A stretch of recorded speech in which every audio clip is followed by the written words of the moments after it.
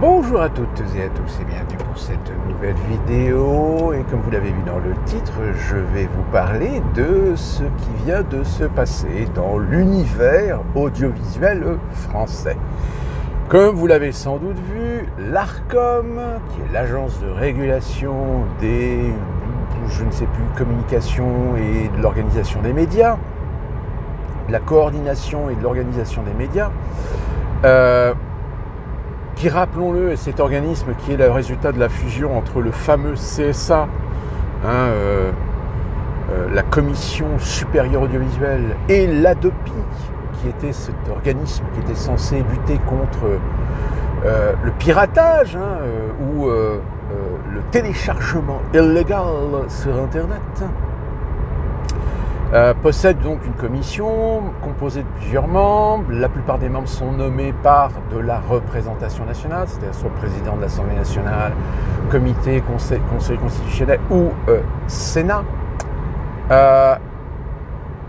Vous avez suivi les mésaventures de CNews face à ces députés qui voulaient carrément la fermeture de CNews parce que pour eux c'est une chaîne d'extrême droite, ce qui pose quand même déjà un problème, on va y revenir.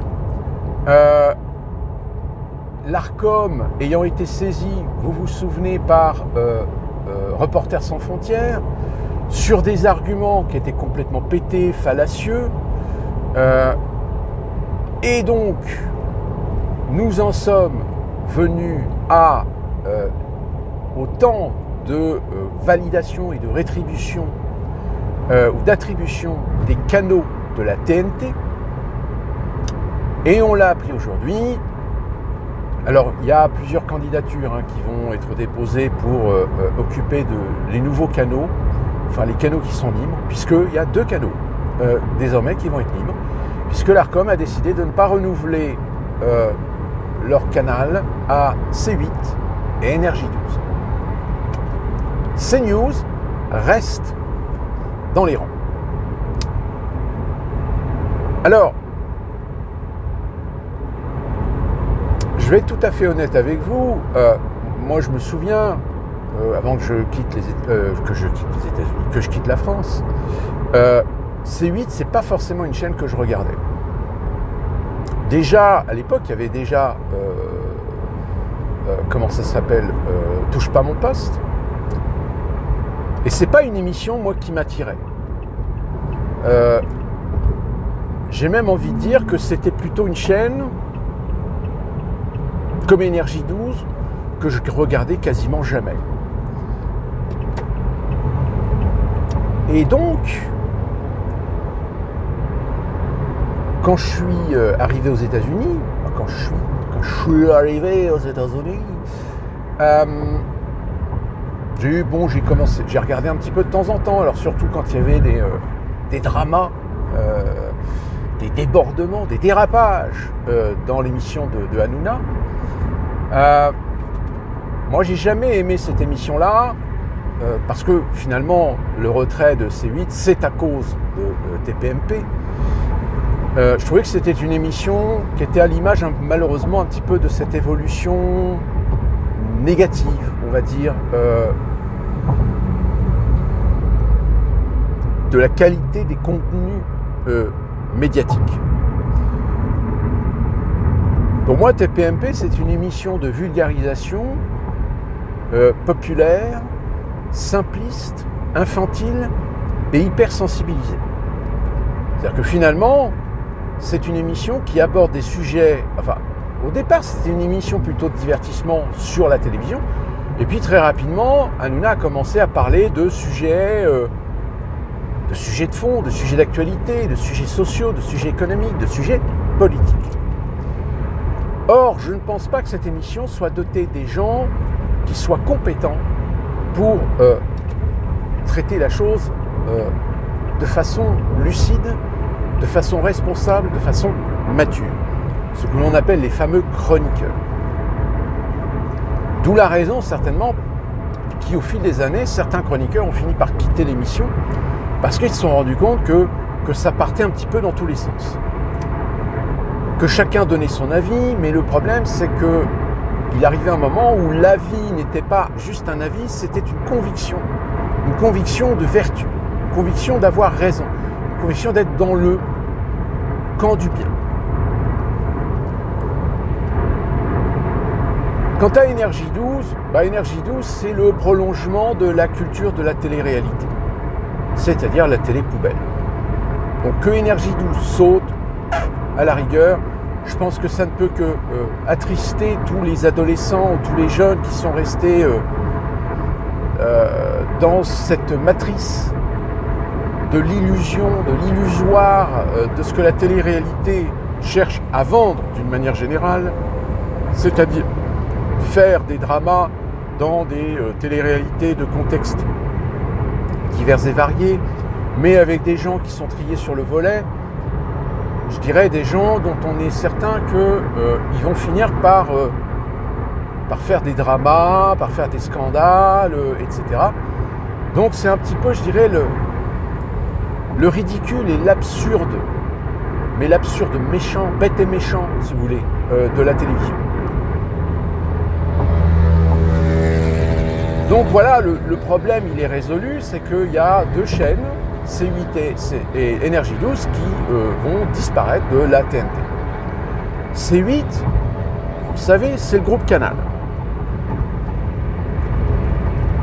La pression qui a été celle de l'ultra-gauche, des gauchistes d'une manière générale, des bien-pensants, espérait que CNews allait être aussi dans la charrette.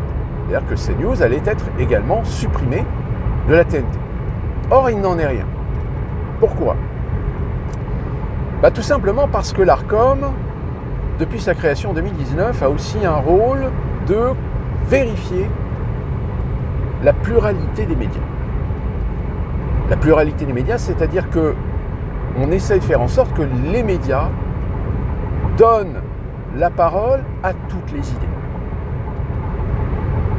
Qu'il n'y ait pas un parti pris, qu'une chaîne de télé ne fasse pas la propagande d'une idéologie plutôt qu'une autre.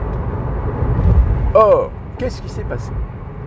Il s'est passé que sur les chaînes d'information de la TNT, en l'occurrence, vous avez LCI qui a d'ailleurs qui a eu le bénéfice de certaines bonnes relations pour atterrir dans la TNT, parce qu'à l'origine c'était une télévision, c'était une télé du satellite, mais qui était en train de s'effondrer.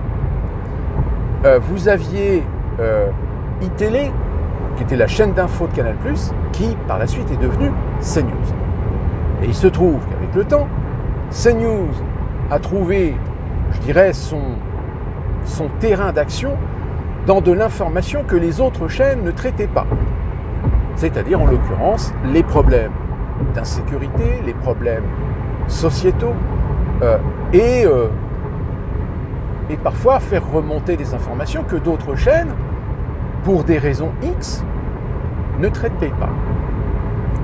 C'est l'exemple de TF1.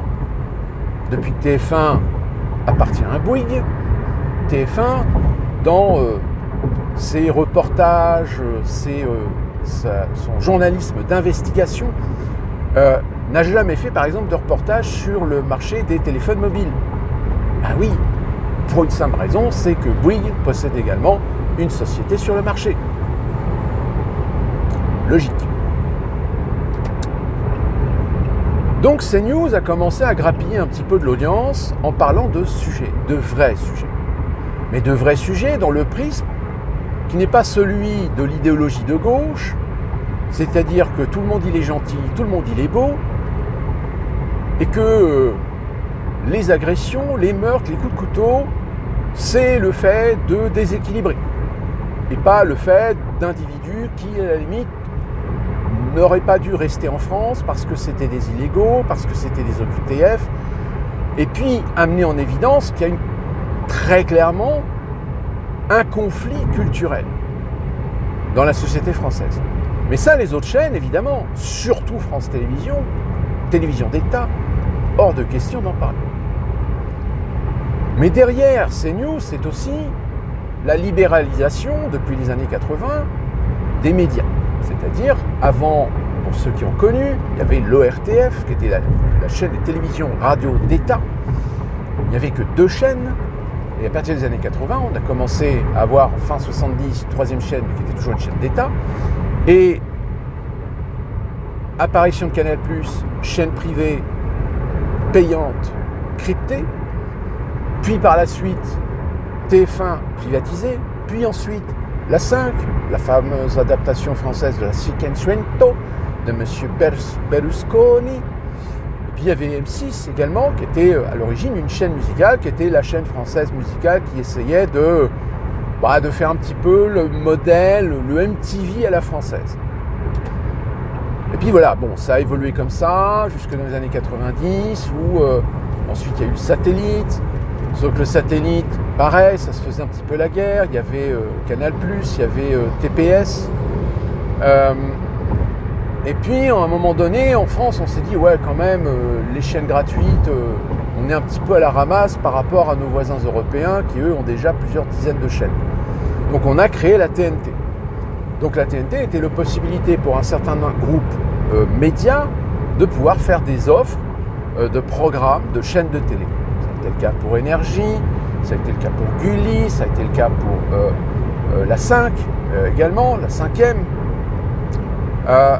Et puis Canal+, qui avait ouvert 2 chaînes de télé qu'on connaît aujourd'hui sous le nom de C8 et de CNews.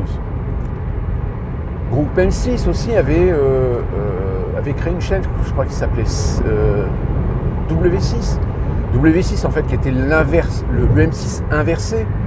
Et puis Énergie évidemment. Donc tout ce petit monde-là, c'est le reflet de l'évolution du marché des médias, c'est-à-dire des chaînes de télé qui ne sont pas des chaînes de télé d'État, mais des chaînes de télé qui appartiennent à des groupes, donc à des financiers, à des milliardaires, etc. Sauf qu'évidemment, le groupe Bolloré va commencer à utiliser sa chaîne pour faire de l'information, mais autrement. C'est-à-dire autrement que la télévision publique d'État et les chaînes consensuelles, commerciales, et donc pas trop de vagues. Sauf que le paysage politique étant ce qu'il est, la gauche s'étant complètement effondrée, les élections présidentielles de 2017 ont foutu une claque à toute la petite planète gauchiste. Et donc les gauchistes se sont commencés à être en colère contre les médias qui disaient tout le contraire de ce qu'eux voulaient qu'on dise. Donc évidemment, CNews était la cible première. CNews a été accusée et estampillée de chaîne d'extrême droite, alors qu'elle n'est pas particulièrement de chaîne d'extrême droite. On l'accuse de n'inviter que des gens d'extrême droite, alors que non, puisque même l'émission de Pascal Praud parfois invite des gens de partis politiques de gauche, socialistes, parfois écologistes. Sauf que comme cette chaîne, en effet, a un certain pluralisme, mais un pluralisme évidemment plutôt de droite, plutôt conservateur. Tout comme France Télévisions a du pluralisme, mais plutôt de gauche. Et c'est pour ça que, je reviens tout à l'heure à ce que je vous disais, l'Arcom a le rôle de pluralisme, de vérifier le pluralisme. La raison pour laquelle certainement CNews échappe à la censure, c'est que si CNews avait été supprimé au même titre que C8, alors ça voudrait dire que là, dans ce cas-là, il y aurait eu des recours et des mises en demeure auprès de la justice, du fait que si CNews a été retiré par l'Arcom parce que c'est considéré comme une chaîne qui fait de l'idéologie, eh bien dans ce cas-là, il faut aussi supprimer France Télévisions.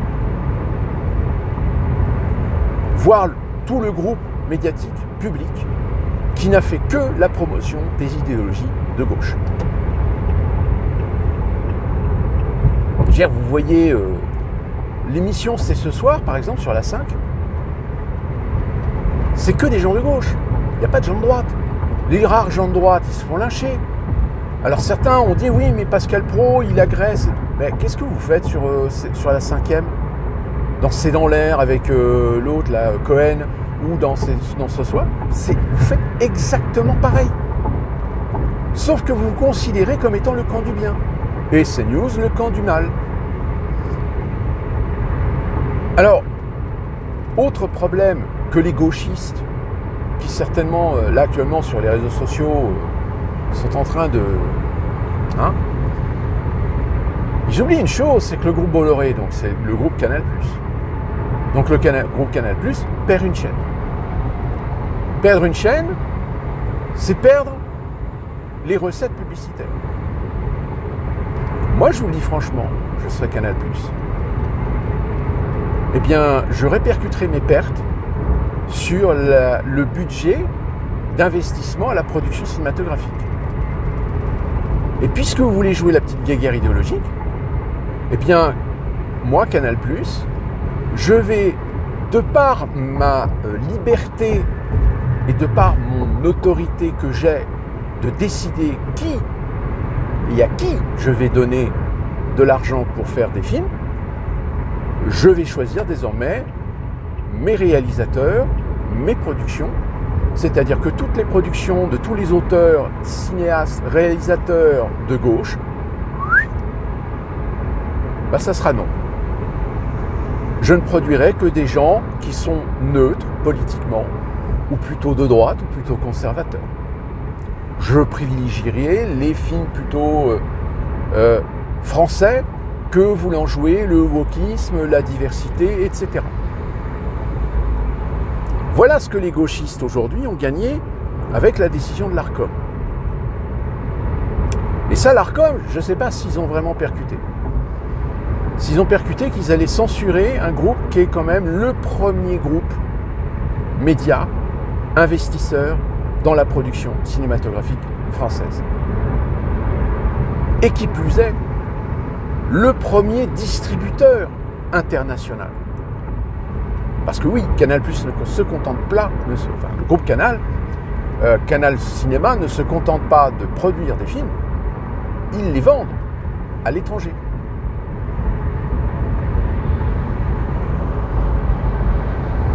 Regardez les films français, regardez qui a mis des billes dans ces films-là, vous allez voir, très souvent, vous allez retrouver Canal+.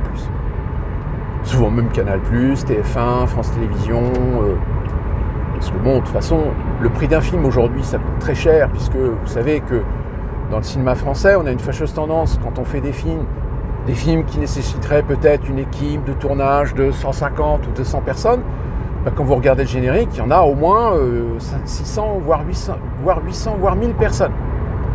Parce que les productions servent à faire travailler des gens du cinéma, servent à faire tourner l'économie du cinéma. Ils ne font pas des films pour gagner de l'argent, non, ils font des films pour faire travailler toute la structure, tous les métiers du cinéma. Donc finalement, c'est des films qui sont à perte. C'est des films qui ne gagnent pas d'argent. Mais ça, c'est une autre histoire. Donc, la raison pour laquelle l'Arcom a retiré C8, c'est évidemment pour les multiples remises en demeure et avertissements qu'a pris la chaîne à cause de l'émission d'Hanouna. Alors évidemment, il y en a plein qui disent « Ouais, ça y est, Hanouna, ouais, paf, ça y est, il est viré, tout. » Non. D'après ce que j'ai compris, l'émission TPMP, qui est quand même l'émission qui fait le plus d'audience sur C8, et donc par conséquent, quand vous faites de l'audience au niveau de la vente des publicités, c'est bénef. Donc, Canal+ ne va pas tuer l'œuf dans la poule ou la poule dans l'œuf. TPMP, apparemment, va être transféré en clair sur Canal+. Donc c'est ça qui m'amuse. Tous ces gens sur les réseaux sociaux qui sont en train de se branler sur le fait que ça y est, Hanouna est dégagé. Non, Hanouna, il n'est pas dégagé. Je veux dire, le mec, il y a une émission contestable, comme je vous l'ai dit, moi personnellement, j'aime pas du tout TPMP. Mais après, voilà, la diversité, le pluralisme. Excusez-moi, mais soit vous faites de la diversité, du pluralisme dans les médias français, ou soit on revient à l'ORTF. C'est-à-dire une télévision d'État qui qui décide qui a le droit de citer, pas le droit de citer, qui impose de ce qu'il a le droit de dire et pas dire. Voilà. J'ai envie de dire, ces gens-là, est-ce qu'ils se rendent compte qu'ils sont dans une logique de soviétisation des médias français? C'est-à-dire autoriser des médias uniquement quand ils disent des choses qu'ils, eux, valident. Et puis, je vais vous dire, même si à la limite, si CNews avait sauté, ces mêmes gens, les LFI et compagnie, ils se seraient attaqués à qui? À BFM. BFM, dont d'ailleurs le scandale apparemment de lien avec Sarkozy, Fogiel, il a sauté. Puis si c'est pas BFM, ça serait LCI, ça serait TF1. Même si TF1, de toute façon, ça a toujours été une chaîne très complaisante, très consensuelle. Bouygues, il a toujours une politique, je veux pas de vagues, je veux pas de polémique. Je fais de l'information, je fais du divertissement. Mais ma priorité, c'est le divertissement. C'est pas faire de politique. Et puis l'Arcom, en effet, avec cette décision, elle va s'attirer les foudres. Pourquoi? Parce que, à tort ou à raison, ça veut dire que l'Arcom aujourd'hui a droit de citer demain sur le destin de CNews.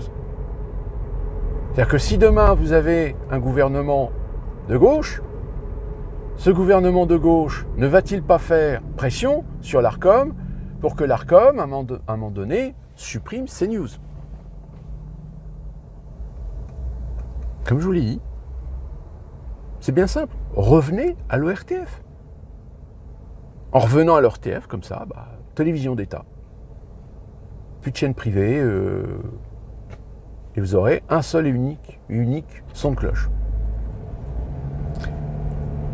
Bénéfice pour l'Internet, finalement, puisque l'Internet, eux, ils gagneront, puisque, je rappelle, même si RT est interdit de diffusion en Europe, si vous avez un VPN, vous pouvez toujours voir RT France, qui est toujours diffusé sur Internet. Donc c'est ça qui dérange, en fait. C'est le fait qu'aujourd'hui, vous avez des jeunes générations qui sont beaucoup plus sur Internet que devant la télévision. Et du fait, les jeunes sont beaucoup plus pour des podcasts, sont beaucoup plus sur YouTube que devant CNews. Et c'est ça qui les emmerde. Donc voilà un peu l'évolution aujourd'hui en France. Je pense que CNews va certainement en parler. Mais certainement qu'on en reparlera. Et d'ici là qu'on se retrouve pour une prochaine vidéo. Portez-vous bien.